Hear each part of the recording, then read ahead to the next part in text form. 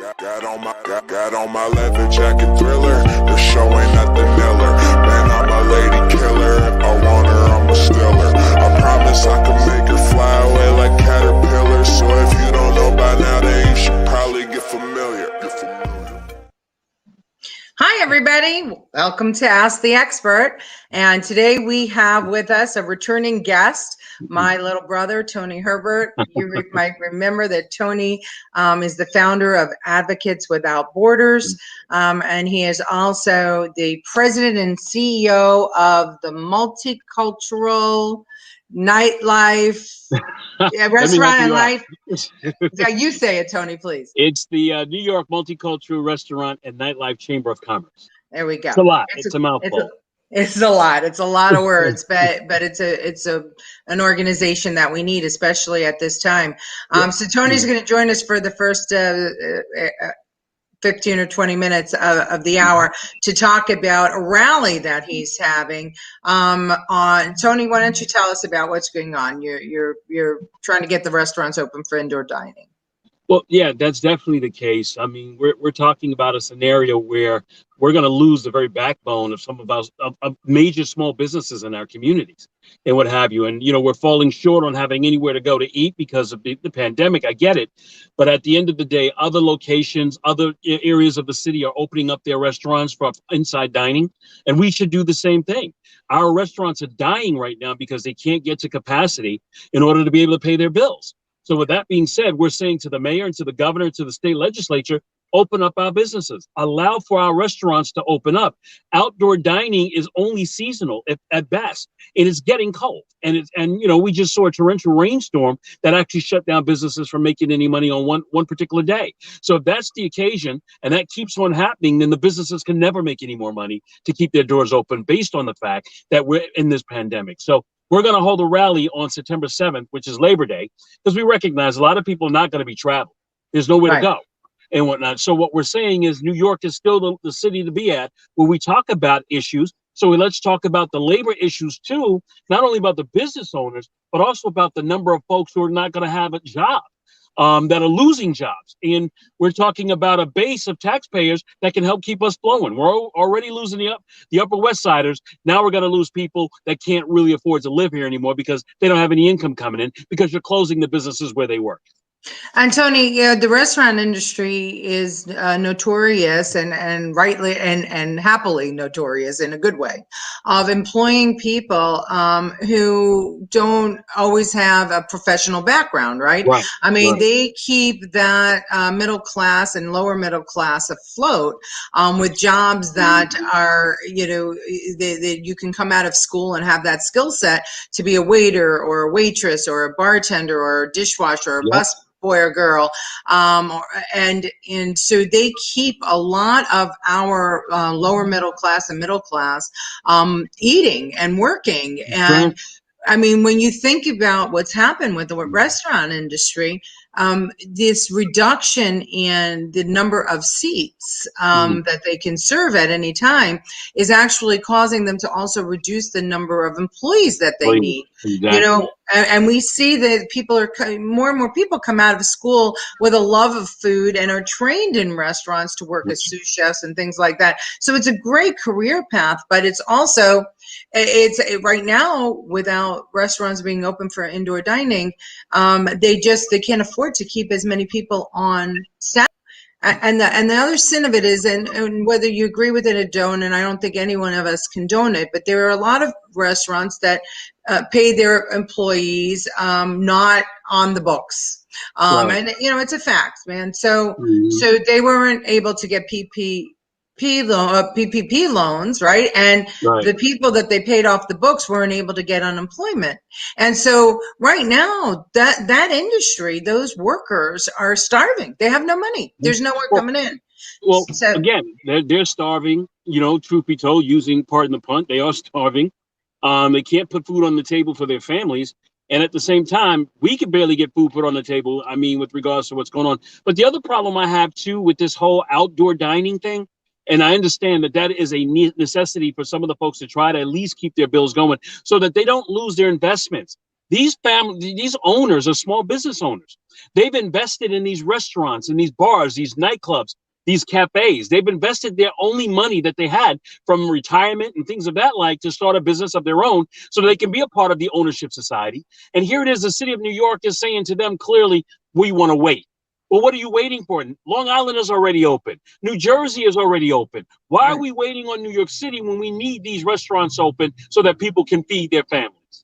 And the interesting thing is that Governor Cuomo had said at the beginning of this pandemic, right, that he was going to coordinate with Connecticut and Pennsylvania and New Jersey, right, because you had to do it all together. Well, I don't understand how we have decided, or we're not going to say we, well, let's lay the blame where it belongs. How Bill deBlasio decided that we shouldn't have indoor dining in New York City, but if you're in the Bronx and you cross the line into Westchester County, you can eat dinner. If you're in Staten Island and you cross over to New Jersey, you can have dinner indoors. So how does this make sense? And the other travesty is that he's saying that, oh, as the weather turns, put a heater in the tent, put the tent flaps down. But isn't that just as that's like being inside? Cozy as eating inside? That's like being inside. That's, it's asinine at best. I mean, they're just going along as they go. They have no clue. And that's the problem with the leadership in this failed leadership in this city, that there's no real direction, no real leadership, because they're playing with this like it's a piece of clay. Like, oh, let's try this. Let's throw it out and see if it sticks on the wall. We can't keep having that.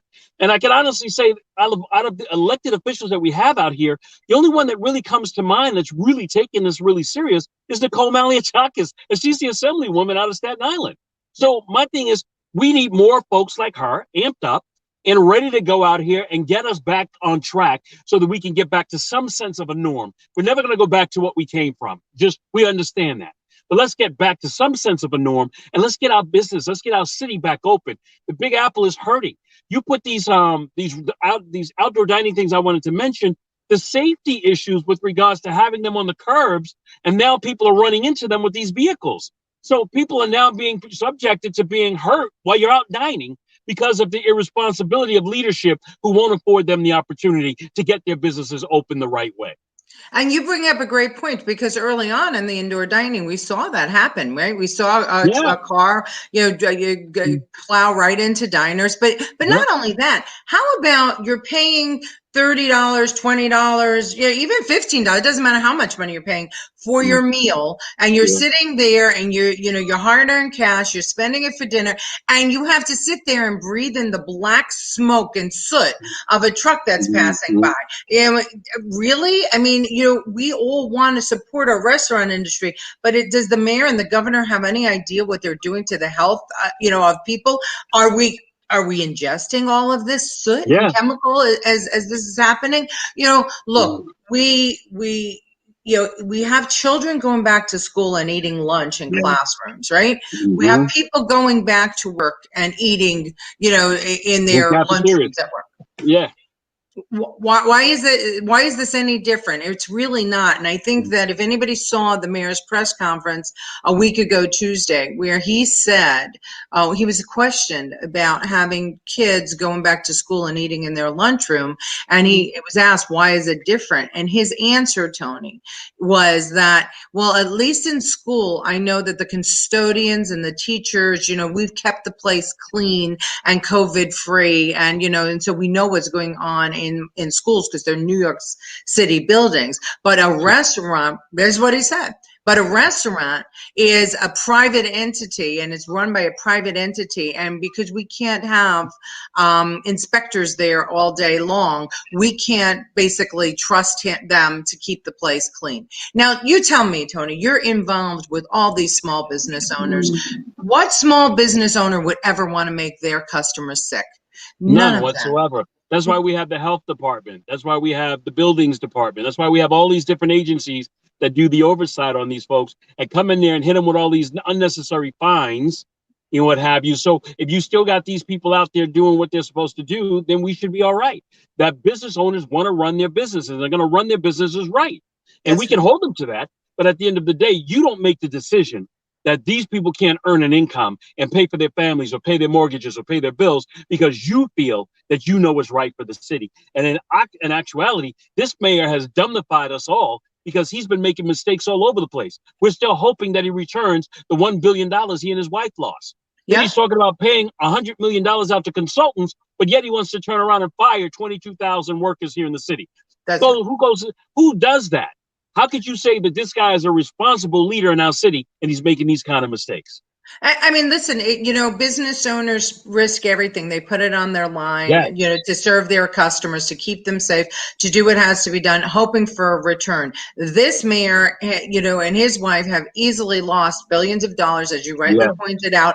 And you know what they say when we call them on it? Nothing. They shrug their shoulders and they move on. If we were a restaurant owner or a small business owner and we didn't give the customer the service that they were supposed to have, we have to refund that customer their money. Not when you're a politician. And that's the problem with having these politicians who are lifelong politicians. They don't understand that we are the customers. The taxpayers, are the customers, and it's crazy stuff.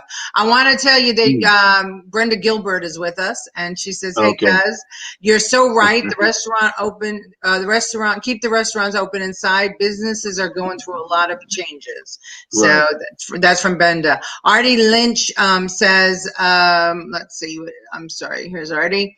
Artie Lynch. Exactly. New York City diners will go to no to eat when the weather gets cold. We need to open up right now. So he's saying that, that the weather's cold, we're not going to have diners. Brenda says, as a professional cook, she had to relocate because the lack of restaurants opening in New York City. And I mean, it's not just for cooks, right? I mean, what happened to Broadway? That's dark. Go ahead, Tony. Dark. Caterers, the caterers can't do anything. There's no venues for them to be able to go into to do what they do. I also want to add that the other elected officials, like the public advocate, where's he at? We don't hear nothing from him around this. You know what I mean? But let it be a bike lane in the street and he'll go crazy, and want to jump out here and shut down the city. Or let it be a rally or a protest and what have you against the police. He'll be out here 1,000%. But when we're talking about lives being lost in our community and businesses being lost, where is he? Where are the rest of these elected officials? Well, again, we're talking about professional politicians and not, business people that have come into business and who understand, have had a job other than government. So let's talk about that a little bit, Tony, because you mentioned the public advocate, and I think it's important for people to know that you ran for public advocate before, and that there are a lot of people right now talking to you, wanting to see you put your name on the ballot in 2021, and I'm among them. So, I mean, I'm not going to put you on the spot, but I kind of sort of am. You've been out there fighting for us for years, and you have, done so much for the community, whether it's with, gun violence, whether it's with, getting residents of public housing that things that they need and putting attention on the condition of public housing. So are you thinking about it? I am definitely thinking about it, and I'll go to say that there's an advisory committee out looking to see what my chances are. It's just a matter of understanding what the voting block, is these days, the voting, temperament. I mean, I know we're getting ready to come off the presidential elections very soon. And the question is, can we galvanize people and make them interested enough to want to come out and vote in the local elections, which is very important.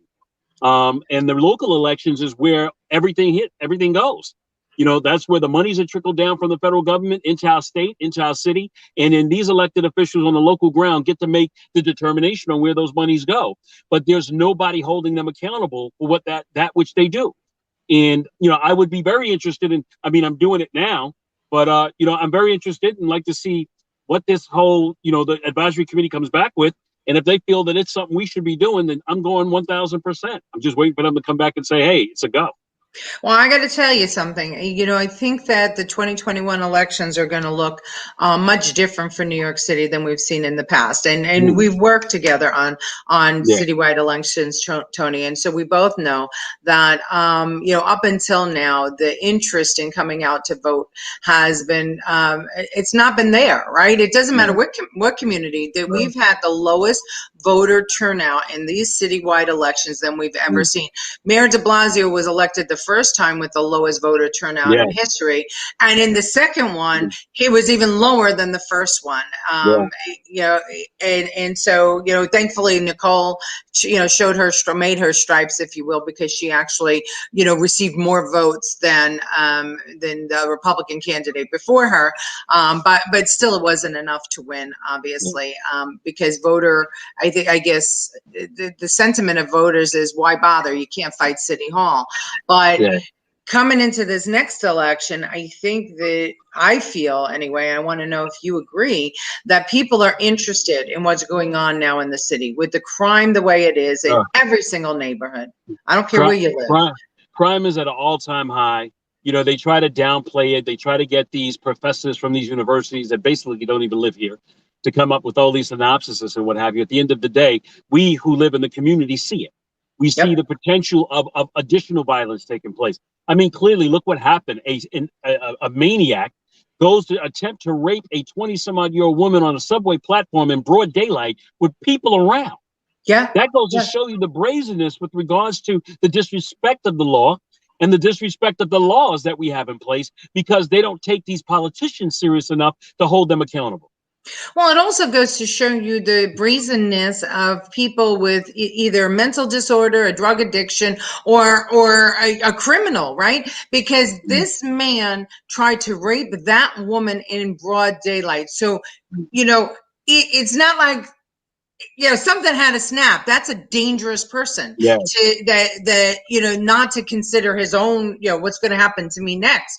And it just goes to show you too that, you know, sometimes the more laws you make, it's not going to affect the really criminally insane or intent. You have to keep these individuals in jail. This bail reform movement, this whole justice system overhaul, this letting people out of jail because of COVID, I think has contributed dramatically to what we see going on in the streets right now. Because if you take a look at some of the background of people that have been committing these crimes, they were in jail and they for whatever reason they were let out. They're extreme recidivists. I know for a fact that on a couple of occasions, individuals were caught with firearms.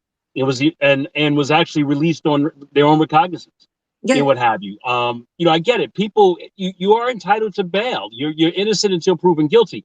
But you know who the recidivists are. You know what they've committed. If they got a long rap sheet, and you know that their likelihood of them to go back out there and commit a crime that is going to be violent against somebody and cause someone hurt, that person should not be released until they get their day in court and then deal with it from there. You know, we can't set these people back out on the street to go keep doing what they're doing. The one guy they let out initially, he says, "Oh, wow, they let me out. He was a bank robber." What did he do? He went back and robbed the bank. Yes. And he bragged that they let him out. They couldn't believe that they let him out with his rap sheet. And we've taken discretion away from our judges, who we elect, right? And some are appointed, but majority are elected. So they have no discretion. They have to kind of go for you know, a checklist. And we've taken discretion away from. We've taken assistance away from our police. And what happens when we let these criminals out of jail, especially the ones that were convicted and already were serving, but they came out of jail? What happens to their victims? They're victimized twice. Victimized twice. And now bail reform gives the law that was passed in Albany. If you are accused of a crime, let's just say a rape or a break-in or whatever, you can't clean up the crime scene. If that crime occurred in your own house, you are not allowed to clean up that crime scene, because the defense attorney and has a right to come in there and look at the crime scene. The defense attorney gets your address. That means the criminal has your address. So why is anybody going to report a crime? Because not only are they letting some people out of jail without bail and removing discretion, but they're also giving away personal information of the victims now. And that is just going to make it harder and harder to get victims to press charges. Exactly. You know, even to get witnesses to come forward, you know, as you said, you know, to your point. But, you know, when it's all said and done, we're dealing in a society of individuals and what have you who come from Shangri-La Valley. They don't get it. You know, I was just making this complaint the other day, in addition to the thought process. Yeah, it's cool to have bike lanes and all that stuff, but they're squishing Brooklyn. They're squishing us together, and Brooklyn is not made for that. So you're creating an atmosphere for people to be agitated and upset, and you know, and the what do you call that? The when you're driving and all of the adrenaline flows, and you get out, and you've got people angry driving behind these wheels, and they're jumping out of cars. People are shooting out of cars. I mean, it's ridiculous out here, and this mayor has his head in the sand and don't know what's going on. Well, the quality of life is certainly diminishing in this city. I just want to make sure that you know that Yesenia Rivera has joined Okay, us, and she says, yes, he is, Tony. He is the best for the job. I agree with Thank you, you. Yesenia. Also, Andrew Miller said hi, and we have Gennaro Paccia. He said he's going to be released tonight. Who's going to be released tonight, Gennaro? The rapist. You're talking about the rapist. Oh, the rapist. Oh, okay. But let me tell you about Gennaro. Gennaro is on board with us with regards to the rally and helping to organize, and has actually plugged some really strong people. And matter of fact, I was introduced to him by your daughter. Oh, and, good. And Jen and he have actually really been extremely helpful with us getting this thing pointed in the right direction. All right, so let me just show everybody the flyer. I'm going to bring it up here. I'm alone, so it's not going to be as pretty as when George is here. So here's the flyer. It's September 7th from 12 to 3. Tony, where is it going to be? At City Hall? We're going to City Hall, right there at City Hall Park on the Broadway side. We anticipate a huge turnout. We want everybody to come out. We want folks to come out because your favorite restaurant is in jeopardy. You know, your favorite place to go get your drinks, you know, when you socialize, it's in jeopardy. And we need everybody to come out and make noise.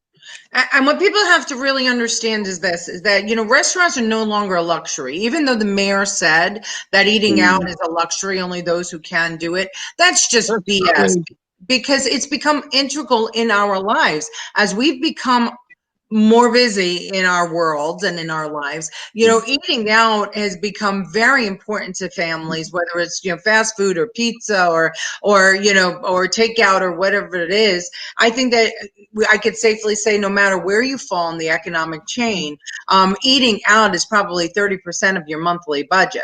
Right. Do you agree? I'm not over exaggerating that. No, not at all. You're pretty much in there. I love to eat out. I mean, I love home cooked food, but I mean, on occasion you want to get out. Like we were out yesterday, the wife and I. We went down to the Brooklyn Crab, you know, because we wanted to do something. We wanted the scenery. We wanted to be out, you know, and you deserve to do that if you work hard. And those that are stressed out, they need some place to go and release. Absolutely, and the restaurant industry is probably one of the most difficult industries because you can't you have to buy all of the meat, the fish, and the chicken. Everything is fresh, and you never know on any given day how many people are going to walk through your door. You know, so you don't know what your inventory is going to look like, and so you have to be really, really smart to be able to run a restaurant and to turn a profit. I will say that I ran a restaurant and turned a profit for 8 years. So maybe I'm really, really or just lucky. Well, you were subjected to COVID and a dumb mayor that we That's had. right.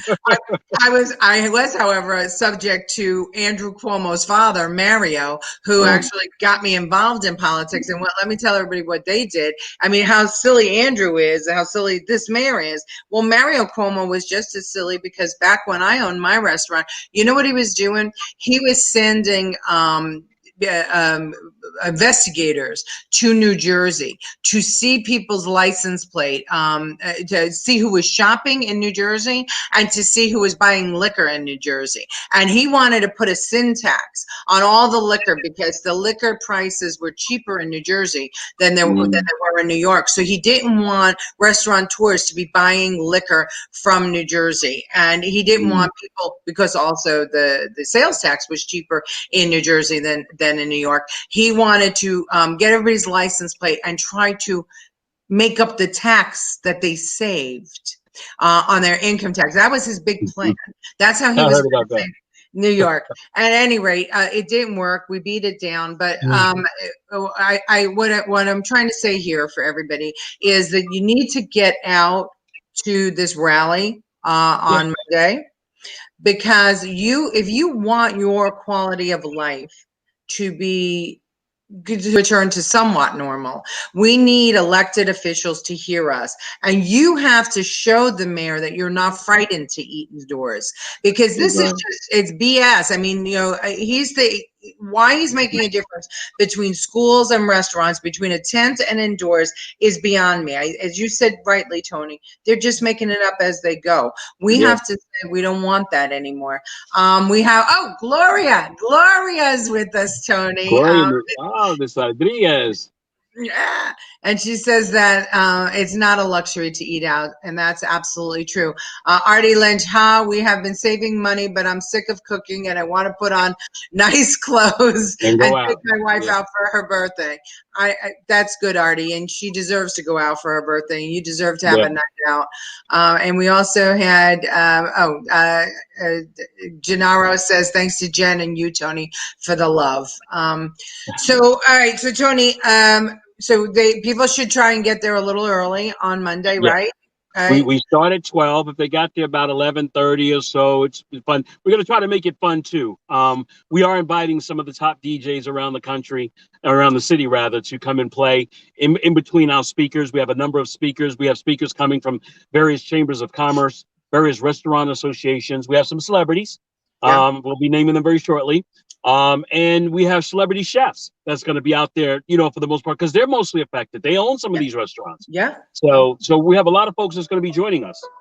Okay. So, and Tony was a speaker at the rally last Saturday, and he brought down the house when he did it, and that was about just opening up. That was actually to get rid of Bill deBlasio. So this rally is really about saving our restaurants, and we need to do that, ladies and gentlemen. I think you all should get there. And before I let you go, Tony, and I know you have to hop, but just quickly tell everybody about your book that's coming out on September 18th. Tony is a multifaceted creature, and so he is not only an advocate for public housing and for young people and for restaurants. He's an author. So tell them quickly about your book and where they can get it. The book is called From Bullets to the Ballot. It chronicles my getting involved in being a community advocate, how I got involved, and then it talks about all the stress and the strife that I've gone through being a member of the Democratic Party, and how I had my election, my first time ever running for office, snatched from me from the very people that are in office today that I name in the book, and how they did it, how they went about, stealing that election that probably would have had me as a current city council person or even further along, going back to 2003. And this all comes off the cusp of when Councilman James Davis was killed. I was in that race. So I talk about what happened during the time frame and how I was actually accused of being one of the person that participated in his being his assassin. So it talks about all of that. Well, and that's an interesting subject matter. And for those people that don't think that dirty tricks, occur in politics, in New York City politics, I know Tony's story, and I know the book, and I know that you're going to be fascinated by it. And we had a guest on a couple of weeks ago, Bernadette Semple, who also was running for Queens for Congress, and she was also thrown off the ballot. They attacked her and got rid of her off the ballot. So it's something that happens. People, you have to open your eyes. You cannot just be gullible and listen and just believe everything these elected officials are saying, because for every time they say it's not true, I can show you that it is true. And we saw, just quickly with the mail-in ballots and voting absentee and things like that. The New York Post carried yesterday a story of somebody who is an expert in cheating, in elections by, manipulating mail-in ballots. So, politics is an interesting place. And if they could get Tony Herbert off the ballot, they can get anybody off the ballot. So buy Tony Herbert's book. Learn about, comes out September 18th. It ships September 18th, but you can actually still pre-order to some degree. I think we got a little bit more, about a week left before you could pre-order. And that's at from bullets to the ballot.com. Okay, so from bulletstotheballot.com, I'm going to put that in the comments section. Everybody pre-order your book. Everybody go to the rally. Don't go alone. Bring your friends. Wear your mask. There's power in numbers here. We have to push back on this mayor and this governor. Yeah. We have to take back our city, and we have to start with, our restaurant industry, which we need so much. Tony, I know you got to go, so I'm going to let Yeah. you go. And Thank you. Thank all you for right. your professionalism and your consulting me in this whole game, because it helps out a lot. Little brother, I love you. You know that. All Same right. here. Everybody, I'm going to, so now you're left with me for the rest of the hour, which we have about 30 minutes and 23 seconds left. The thing about the restaurant industry, what's going on, and if you're a restaurateur out there, I suggest strongly that you join the lawsuit that we have going on right now, that is being handled by Mark Fonte and by Lou Gellermino, and it is headed up by Rob DeLuca, and it is an organization called iRoar. NYC, and it's a lawsuit to file an Article 78 to force the mayor to allow restaurants to open in New York City. So if you want to be a part of that lawsuit, if you are a restaurateur, go to www.iroarnyc.com, and it costs $250 to become a member of iRoar, and that will include your participation in the lawsuit, and it will include your participation into this organization whose job it is going to be to speak up for restaurant owners, and for small, for food handlers in the city, and they're going to expand beyond restaurants to other small businesses. But for right now, we're focusing on restaurants. So iRoarNYC.com, and you can become part of that lawsuit. Now, I want you all to like and share this broadcast, and I also want to talk a little bit about where the mayor is headed in his undermining of small business in New York City. Here's what you have to understand. This mayor has never been friendly to small business. This mayor has never understood the value of small business in New York City. He's never appreciated the value of small business owners in New York City and the people who have risked everything to create jobs. And I'm not surprised, and you shouldn't be surprised either, because the mayor has never appreciated the value of our police department, which, in my opinion, is one of the most. This department is just made up of men and women of extraordinary character who risk everything every day to keep us safe. And the Mayor deBlasio has turned his back on them more than once. So it's no shock that he has turned his back on the small business owners of New York City. And his arbitrary decisions to keep certain businesses closed and allow other ones to open, they're affecting us all. Not only because eating out is a way of life for many people in America today, but because the restaurant industry fuels so many other industries, including the tourist industry, including it kind of goes hand in hand with Broadway. It goes hand in hand with museums, with culturals. The restaurant industry affects also our ability to celebrate, weddings, birthdays, bar mitzvahs, communions, confirmations, baptisms, you name it. And restaurants play an integral part of our everyday life in our ability to celebrate. So when you hear that the mayor has decided not to allow indoor dining, you might think, well, really, does it affect me? I can go and I can eat outside. Well, just recognize this.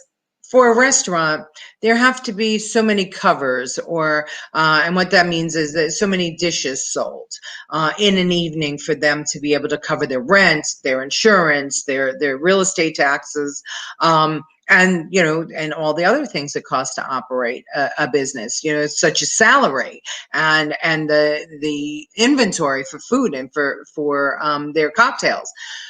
So if they're not able to make those covers, then they're not going to be able to make a profit.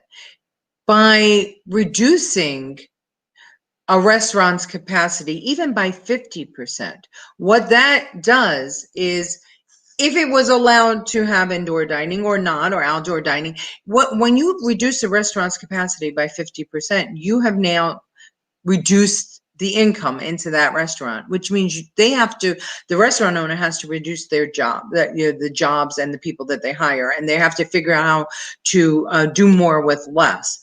When you reduce it to 25%, you have basically said, don't do business in New York City. And that's what the mayor is talking about. And that's what others are talking about. Only a 25% capacity for a restaurant. That would be like saying, okay, you live your life the same way that you are right now, and we're going to reduce your income by 25%. It doesn't make sense. People can't do it. And it doesn't make sense for small business owners either. And I've heard people say, well, they're small business owners. They must have money. They have to have money put aside for a rainy day. I don't know. Let's talk about that. I was a restaurateur for 7 years, almost 8 years. And I could tell you right now that the industry is such that you don't always have money put aside for a rainy day. Why? Because you have to continuously reinvest into your restaurant. That means upgrades on equipment. That means, freshening up the place. That means making sure that all of your systems are working properly. So, just because you have a really good year doesn't mean that the profit is going into your pocket. You can very well be investing that profit back into your business. So, we have to be really aware of how this mayor and governor is treating the small business of New York State and city. And we have to be very aware of the city council members who also do not understand what it's like to create a job.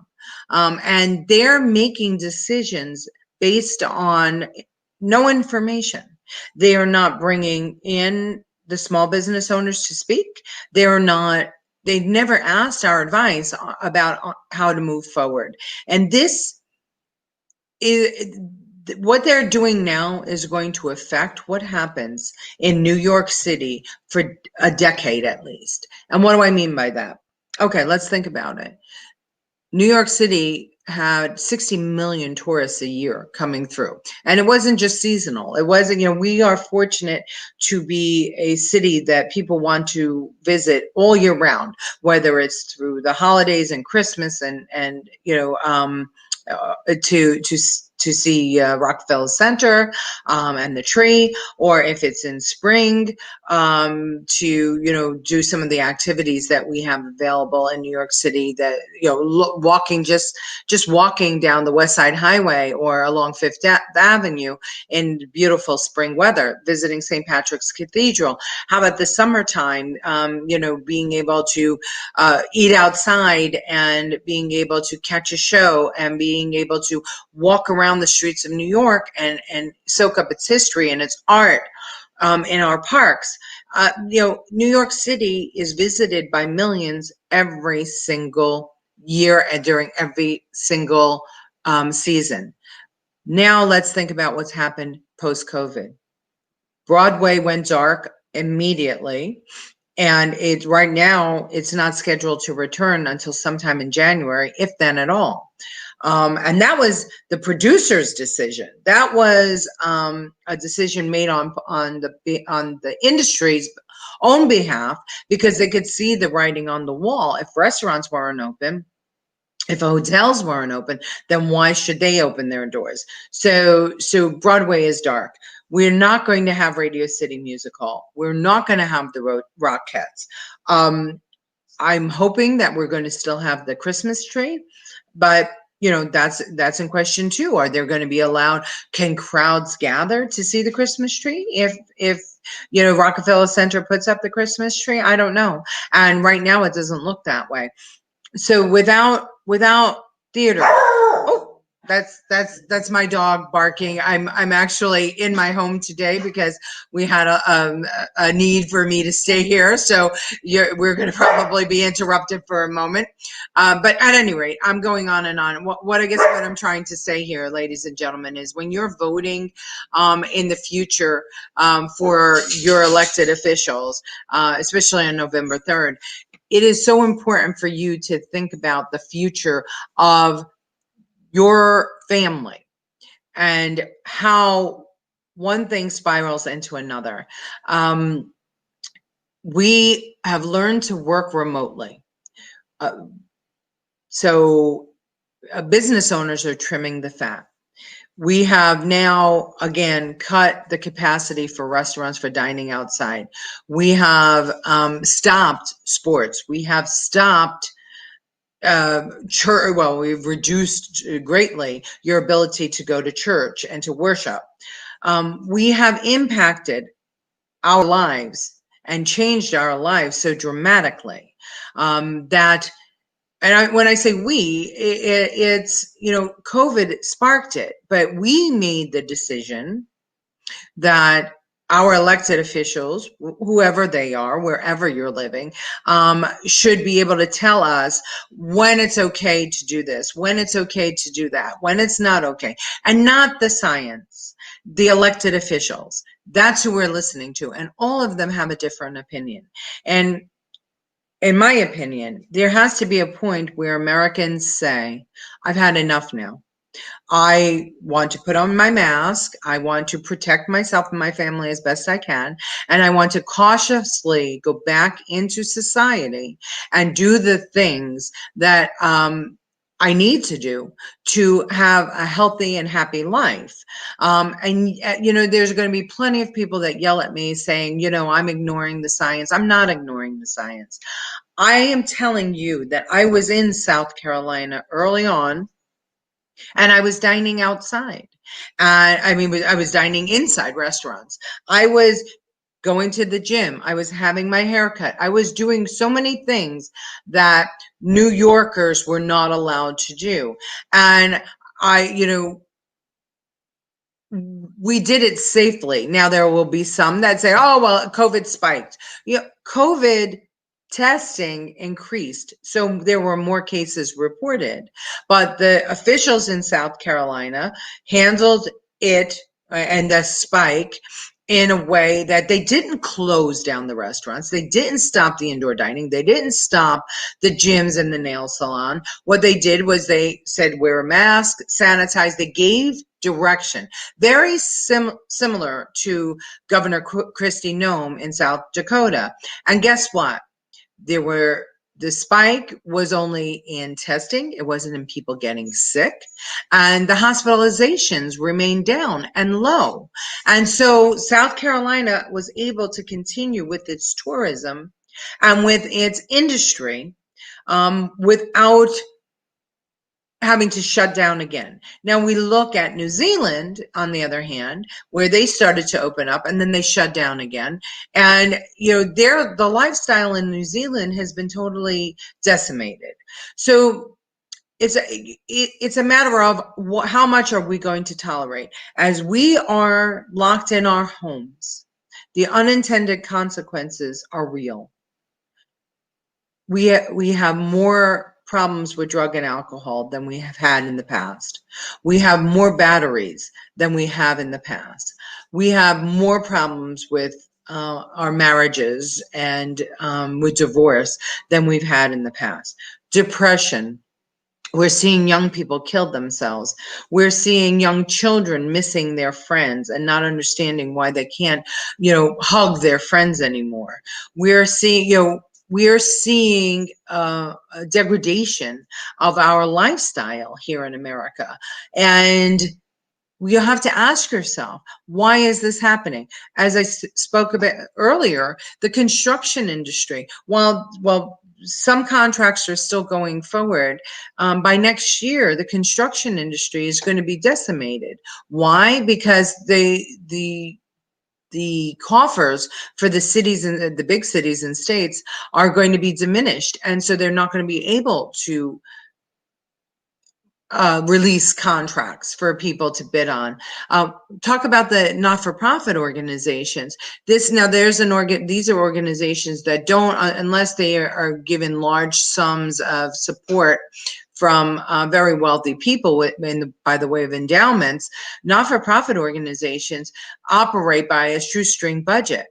Well, without support from the government, a lot of not-for-profits are going to go under, and many of them provide good quality services to individuals in need. And so we're seeing an unraveling of American society, and it started because of COVID, because of China, because we were facing a virus that nobody understood. And I'm going to say this, I say it always. Nobody, not any governor, not any president, not any prime minister, nobody understood the virus and what it was going to do to their constituents. So whether they did things correctly or incorrectly, at least they moved to try to do things. But as time went on and we insisted on keeping our government or our societies closed, we could start to compare how different countries have handled things, and we can start to measure what was right and what was wrong, or what worked well and what didn't work well. We're not there yet, but we're close. The one thing I can say is that the science told us to cover our face and to keep our social distance. And where that was followed, we did well. I'm going to again point to South Dakota.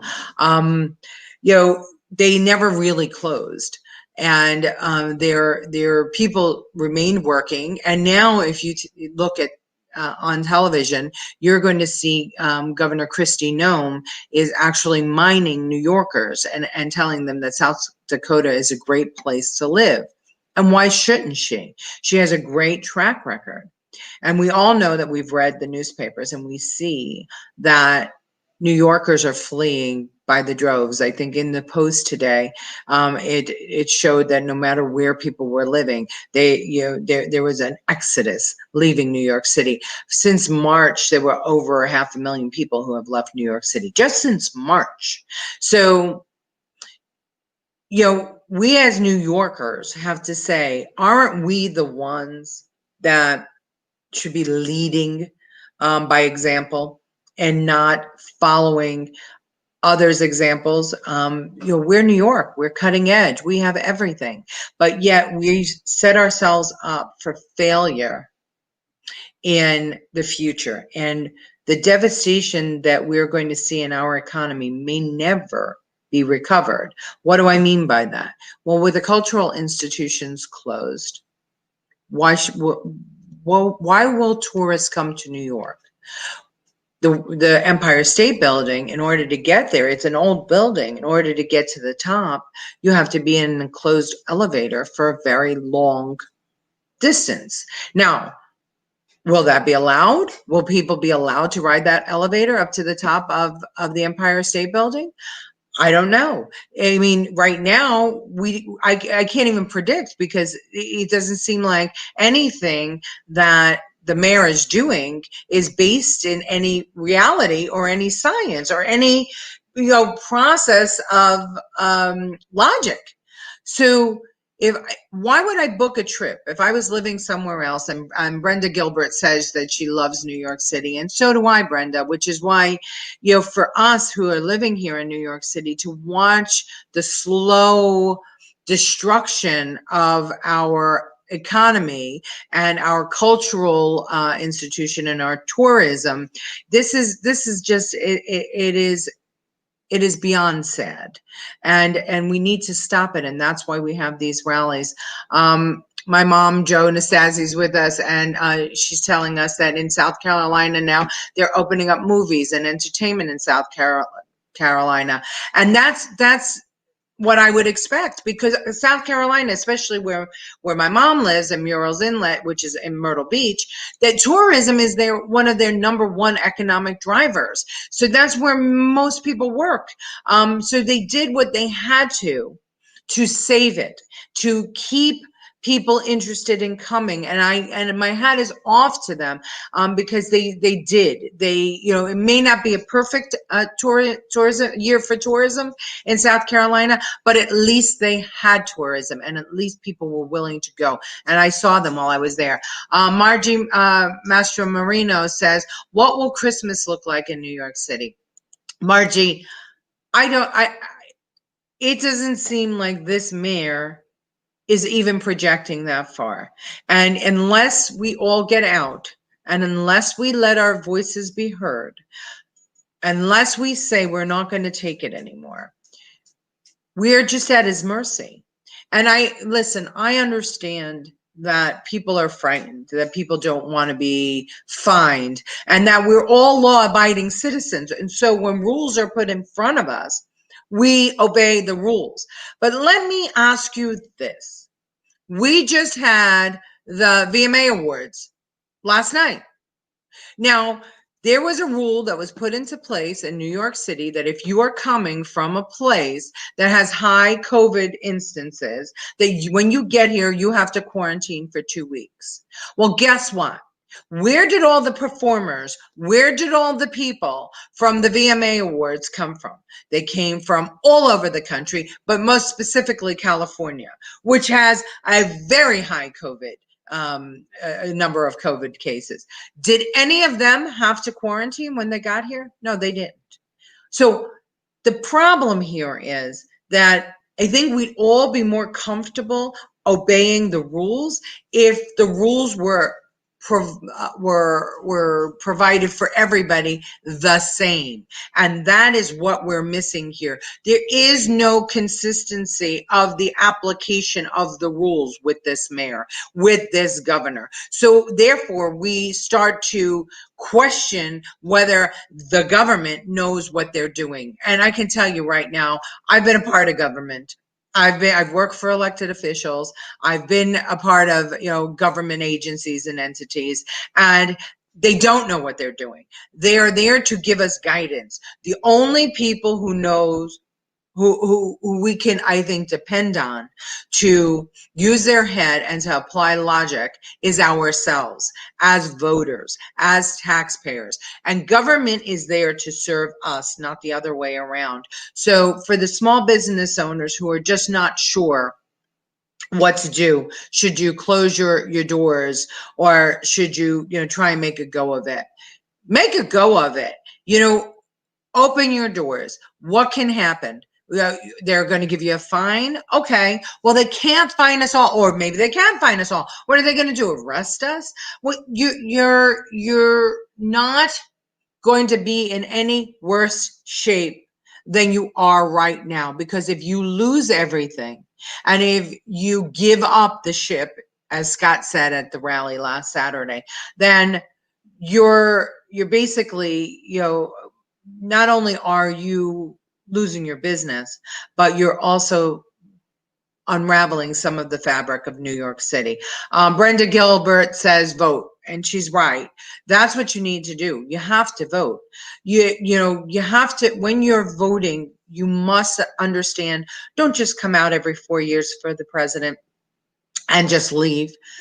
Congress is important. State Assembly is important. Senate is important. Judges are important.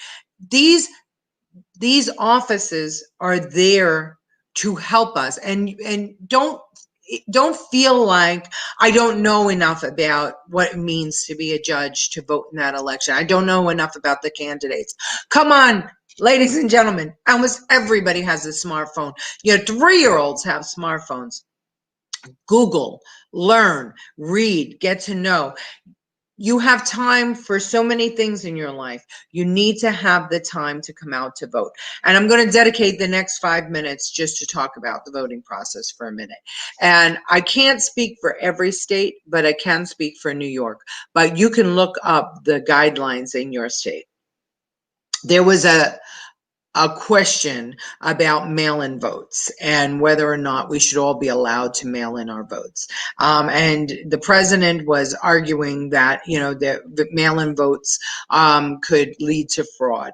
And we saw by the New York Post that there was an operative who actually said that he made a career out of influencing and changing mail-in votes. So let me just explain something to you.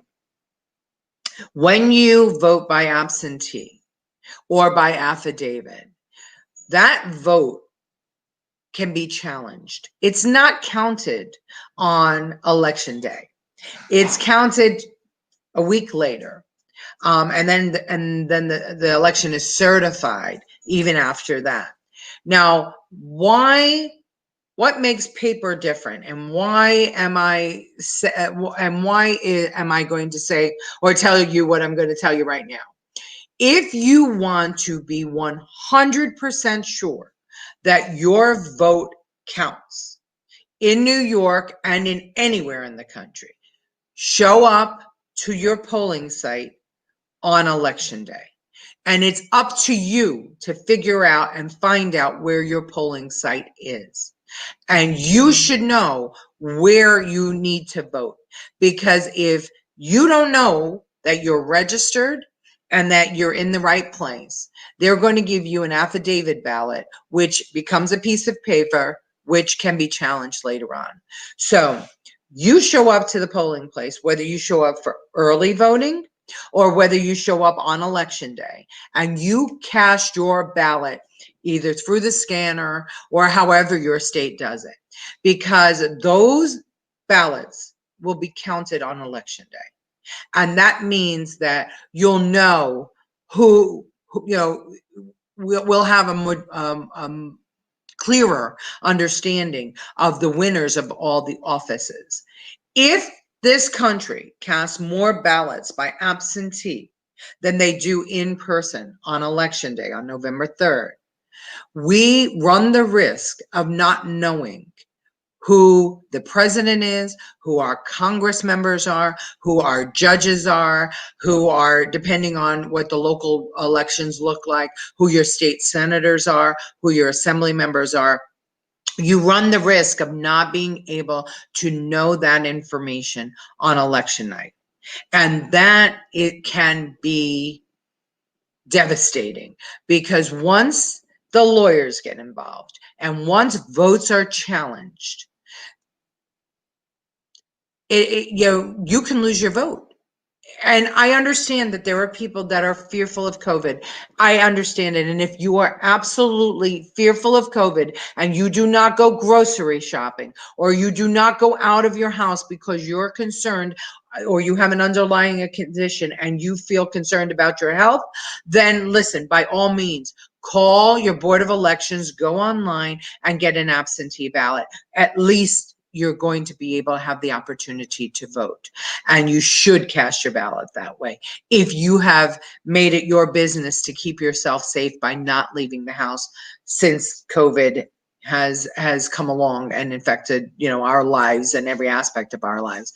But if you go out to shop and you protect yourself there, you should be able to go to the polling place to cast your vote and feel comfortable about it, because a polling place is going to be just like anywhere else. Mask required, social distancing required. But this is your most precious right as an American citizen, is to vote and to have it counted. And so if you don't believe what I'm saying, research a little bit, and you will find that in New Jersey and Pennsylvania and states across the country who voted after COVID in their primaries, that votes from mail-in ballots were thrown out, and there was many of them that were they were complicated, and many people lost their votes because they didn't get in on time, and the post office didn't deliver it on time, or the post office didn't stamp it with the date. So quickly in New York, you can go to Vote NYC, and you can apply for absentee ballot application online if you want. You can look there for the early voting dates. You can learn what you need to do to secure the best you can your absentee ballot. Like the postmarking must be on November 3rd, and it has 1 week to get to the Board of Elections from November 3rd. So that's New York State. Every state has a different set of guidelines. So please, please go to your state's website and find out what that is. But if you go shopping, if you go out of the house, if you go anywhere since COVID, and if you have been doing that and protecting yourself, then please consider voting in person on November 3rd. I don't care who you vote for. Just make sure that your vote counts. Okay, we managed to run over, even though yeah, I guess it's because I just talked too much. Thank you, everybody, for being here. Remember, Friday, 2 o'clock, we'll be back. I'll be back with my partner, George. Until then, everybody have a safe and happy week, and I'll see you on Friday.